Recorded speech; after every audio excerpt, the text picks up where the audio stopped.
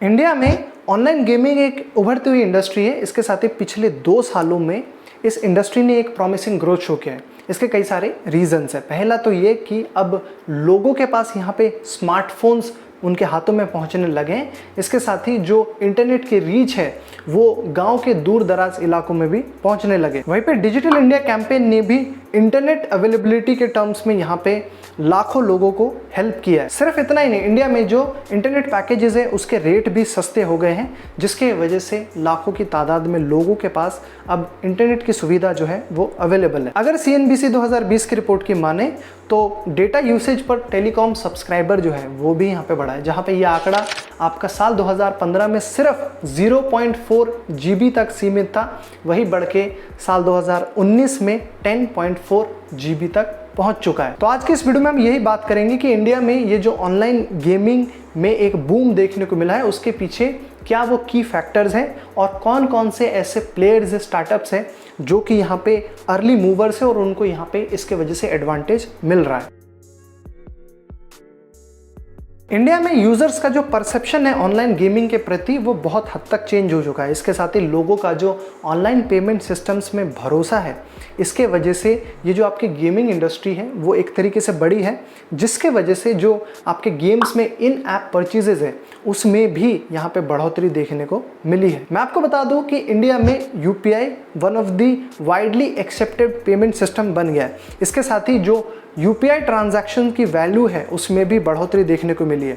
मैं आपको कुछ आंकड़ों की मदद से इसको समझाने की कोशिश करता हूं। तो जनवरी 2020 में जो UPI ट्रांजैक्शन वैल्यू था वो आपका 2 ट्रिलियन रुपीस का था, जो कि स्काई रॉकेट होकर जून 2021 में यह आंकड़ा 5.47 ट्रिलियन रुपीस तक पहुंच चुका है। इंडिया में जो कार्ड गेमिंग इंडस्ट्री है वो one of the most popular casual gaming sector भी बन गया है। इसके साथ ही फैंटेसी गेमिंग एक और ऐसा सेक्टर है जो कि इंडिया में अभी फल फूल रहा है, जहां पे MPL और ड्रीम 11 जैसे सक्सेसफुल स्टार्टअप जो है इस फैंटेसी स्पोर्ट सेक्टर में अभी मौजूद है। तो सवाल यहाँ पे अब ये उठता है कि ऐसा क्या वो रीजंस रहे जिसके वजह से लोगों ने अब ऑनलाइन गेमिंग के ऊपर रुचि दिखाना शुरू कर दिया।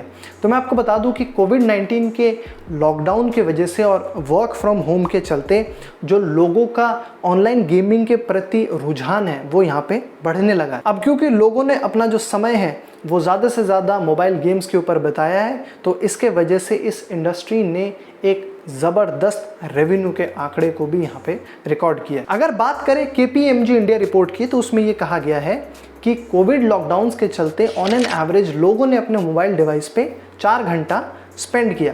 इसके साथ ही अगर इसको हम लोग प्री कोविड टाइम से कंपेयर करें तो ये आंकड़ा सिर्फ आपका 2.5 आवर्स का था। इसके बाद फिर जब जून 2020 से चीज़ें यहाँ पे थोड़ी सी सुधरने लगी, थोड़ी सी नॉर्मल होने लगी थी, लॉकडाउन्स खुलने लगे थे, उसके बावजूद ये देखा गया कि लोग जो है वो अपने मोबाइल डिवाइसेस पर प्री कोविड टाइम्स के मुकाबले 50% ज़्यादा टाइम स्पेंड कर रहे थे। जिसका मतलब ये है कि नॉर्मल सिनेरियोज में भी जो लोगों का बिहेवियर है वो चेंज हो गया है और इसके वजह से लोग जो है अब अपने मोबाइल डिवाइसेस में ज़्यादा टाइम स्पेंड कर रहे हैं।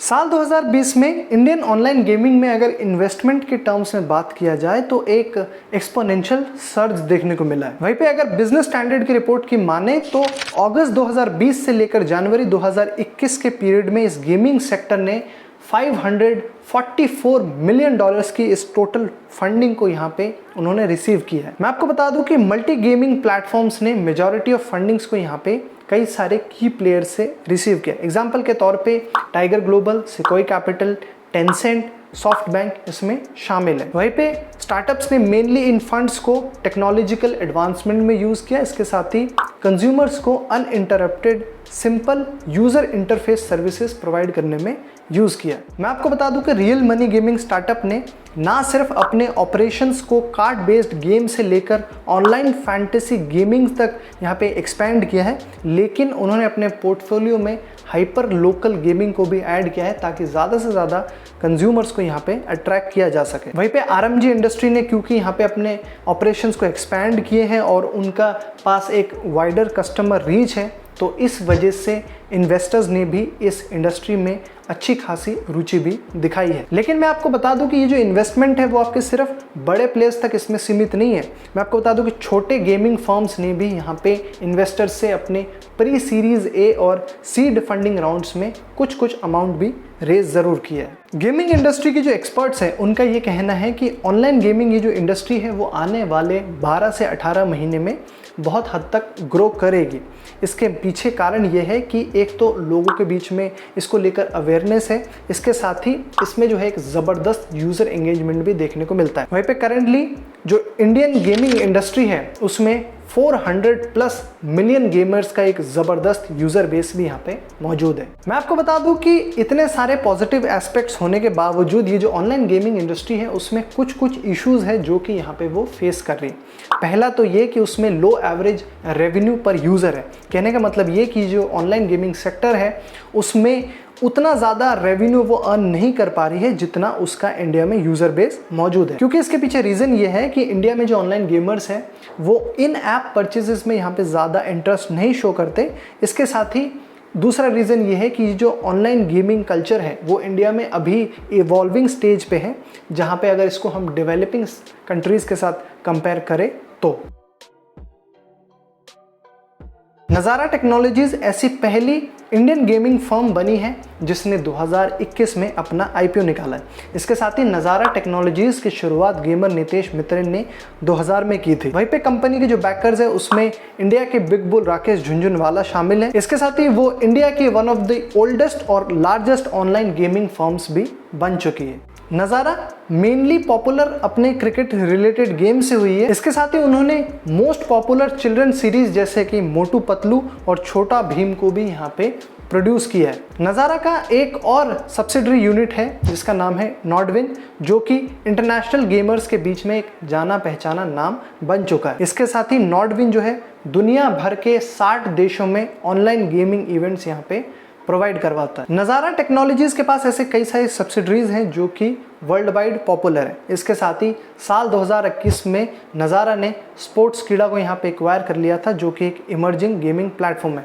वहीं पे नज़ारा कई सारे गेमिंग प्लेटफॉर्म्स जैसे कि किडोपिया, कैरम क्लैश, हाला प्ले और क्यूनामी जैसे प्लेटफॉर्म्स को भी यहाँ पे ओन करती है। नज़ारा टेक्नोलॉजीज़ ने फिस्कल ईयर 2020 में 264 करोड़ रुपीस के रेवेन्यू को यहाँ पे रिकॉर्ड किया है, जो कि साल 2019 से 69% ज़्यादा है, जहाँ पे ये आंकड़ा आपका 183 करोड़ रुपीस पे था। इसके साथ ही साल 2021 में ये अनुमान लगाया गया है कि नज़ारा टेक्नोलॉजीज़ यहाँ पे 275 करोड़ रुपीस अर्न करेगी। जब से कोविड-19 की शुरुआत हुई है तब से लूडो किंग जो है एक और ऐसा गेम है जो कि रिकॉर्ड ब्रेकिंग स्प्री पे चल रहा है। मैं आपको बता दूं कि लूडो किंग जो है गेमशन की एक सब्सिडरी है जिसकी शुरुआत साल 2018 में विकास जायसवाल ने की थी। इसके साथ ही सेंसर टावर ने अप्रैल 2020 में ये भी रिपोर्ट किया था कि लूडो किंग जो है दुनिया भर में 5th मोस्ट डाउनलोडेड गेम भी बन चुकी है। साल 2020 में गेमशन ने लूडो किंग की मदद से $20 मिलियन के रेवेन्यू को भी रिकॉर्ड किया था। इसके साथ ही लूडो किंग जो है साल 2020-21 का मोस्ट डाउनलोडेड इंडियन गेम भी बन चुका है। वहीं पे जो गेमशन के दूसरे पॉपुलर गेम्स है उसमें आपका कैरम किंग और सुडोकू किंग शामिल है। अप्रैल 2021 में गेमशन ने यहाँ पे ये भी अनाउंस किया था कि लूडो किंग जो है वो 3rd मोस्ट ग्रॉसिंग गेम जो है इंडिया का बन चुका है। अगर इंडस्ट्री एक्सपर्ट्स की माने तो उनका ये कहना है कि साल 2021 में ये जो कैजुअल गेमिंग सेक्टर है वो आपका टोटल गेमिंग इंडस्ट्री का 25 to 35% यहाँ पे कंट्रीब्यूट करेगी। इसके साथ ही उनका ये भी कहना है कि 2021 के एंड तक इंडिया में जो ऑनलाइन गेमिंग इंडस्ट्री है वो $1 बिलियन के वैल्यूएशन को भी टच कर जाएगी। इंडिया में dream 11 oldest fantasy gaming platform है जो कि 95% के मार्केट शेयर को यहाँ पे कैप्चर किए हुए हैं। ड्रीम 11 कई सारे फैंटेसी रिलेटेड गेम्स जैसे कि फुटबॉल, क्रिकेट, कबड्डी, हॉकी यहाँ पे प्रोवाइड करवाता है। मैं आपको बता दूं कि ड्रीम 11 IPL 2020 का टाइटल स्पॉन्सर था। इसके साथ ही उन्होंने BCCI जो कि इंडिया की हाईएस्ट क्रिकेटिंग बॉडी है उसके साथ 3 साल का कोलैबोरेशन भी यहाँ पे साइन किया। ड्रीम 11 ने x Indian cricket captain MS Dhoni के साथ भी यहाँ पे कोलैबोरेट किया है। और आपको यहाँ पे जानकर शायद हैरानी होगी कि करेंटली ड्रीम 11 के प्लेटफॉर्म पे 100 मिलियन से ज़्यादा यहाँ पे एक्टिव यूजर्स है। मार्च 2021 में ये भी खबर आई थी कि ड्रीम 11 ने $400 मिलियन भी रेज किए हैं, जिसकी वजह से उनकी जो टोटल वैल्यूएशन है वो बढ़कर $5 बिलियन की हो चुकी है। इसके साथ ही अगर ग्लोबल यूजर्स की बात करें तो ड्रीम 11 के पास 800 मिलियन गेमर्स का एक यूजर बेस यहाँ पे मौजूद है। MPL जो कि एक और फैंटेसी गेमिंग प्लेटफॉर्म है, उसने 3 साल के अंदर ही फैंटेसी गेमिंग इंडस्ट्री में एक ज़बरदस्त बज़ क्रिएट किया है। मैं आपको बता दूं कि करेंटली MPL जो है विमेन, मेन और अंडर 19 की जो इंडियन क्रिकेट टीम्स है उसकी किट स्पॉन्सर भी बन गई है। इसके साथ ही MPL जो है कई सारे IPL टीम्स की ऑफिशियल स्पॉन्सर भी है, जिसमें आपका रॉयल चैलेंजर्स बैंगलोर और कोलकाता नाइट राइडर्स शामिल है। मैं आपको बता दूं कि वर्तमान इंडियन क्रिकेट टीम के कैप्टन है विराट कोहली। वो MPL के ब्रांड एम्बेसडर हैं, जो कि साल 2019 से ही उनके साथ जुड़े हुए हैं। MPL के प्लेटफॉर्म पे आज के टाइम पे 4 करोड़ से ज़्यादा एक्टिव यूजर्स मौजूद हैं। इसके साथ ही MPL ने फरवरी 4, 2021 को अपने सीरीज डी के फंडिंग राउंड में $95 मिलियन भी रेज किए, जिसके वजह से जो MPL के टोटल वैल्यूएशन है वो भी बढ़कर $945 मिलियन की हो गई है। इंडिया में जो ये ऑनलाइन गेमिंग इंडस्ट्री है उसने ना सिर्फ एक्सपोनेंशियल ग्रोथ शो किया है, लेकिन जो ग्लोबल इन्वेस्टर्स का भरोसा है वो भी यहाँ पे जीता है, जिसके वजह से आने वाले वक्त में ये एक अच्छी रफ्तार से ग्रो करने वाला है। वहीं पे गेमिंग एक्सपर्ट्स का यहाँ पे ये भी मानना है कि आने वाले सालों में कई सारे स्टेक होल्डर्स, जिसमें आपके गवर्नमेंट, कंज्यूमर्स और इन्वेस्टर्स भी शामिल होंगे, उसका भी इस इंडस्ट्री में एंगेजमेंट बढ़ता हुआ देखने को मिल जाएगा। एक तरफ जहाँ पे गेमिंग इंडस्ट्री ग्रो कर रही है, दूसरी तरफ कुछ चैलेंजेस भी इसके साथ जुड़े हुए हैं। पहला तो ये कि गेमिंग रेगुलेशन जो है वो इन ऑनलाइन गेमिंग प्लेटफॉर्म्स के लिए एक सबसे बड़ा हर्डल है, जहाँ पे मैं आपको बता दूं कि तमिलनाडु ने ऑलरेडी ऐसे कई सारे गेमिंग प्लेटफॉर्म्स को बैन कर दिया है जिसमें बेटिंग इन्वॉल्व था। इसके साथ ही कर्नाटका गवर्नमेंट भी इन ऐप्स के ऊपर विचार विमर्श कर रही है, जहाँ पे शायद बहुत जल्द इनको भी बैन किया जा सकता है। तो अगर गेमिंग इंडस्ट्री को यहाँ पे आने वाले वक्त में दुगनी रफ्तार से ग्रो करना है तो ये जो इश्यूज हैं इनके सॉल्यूशंस उनको ढूंढने पड़ेंगे, जिसके बाद वो जो है आने वाले वक्त में जैसे जैसे अवेयरनेस बढ़ती जाएगी, लोग जैसे जैसे दिलचस्पी दिखाते जाएंगे, उस तरीके से जो ऑनलाइन गेमिंग इंडस्ट्री है वो इंडिया में बहुत ही ज़बरदस्त रफ्तार से ग्रो करेगी। बाकी दोस्तों आप लोग ज़रा हमें कमेंट्स में बताइए आपको क्या लगता है कि आने वाले सालों में ये जो ऑनलाइन गेमिंग इंडस्ट्री है वो और भी ज़्यादा ग्रो करेगी जिस तरीके से फोरकास्ट किया गया है, और लॉकडाउन के वक्त वो कौन से गेम्स थे जिसको खेल के आपने अपना टाइम जो है वो व्यतीत किया है और आपका यहाँ पे मनोरंजन हुआ है। जो भी है कॉमेंट्स में ज़रूर लिख दीजिएगा।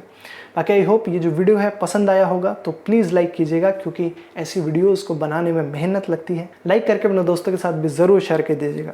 वहीं पे जिन्होंने हमारे चैनल को सब्सक्राइब किया है सबसे पहले तो उनको थैंक यू, और जिन्होंने नहीं किया है तो ऐसे ही वीडियोस डेली बेसिस पे देखते रहने के लिए हमारे चैनल को सब्सक्राइब करके बेल आइकन को भी ज़रूर दबा दो।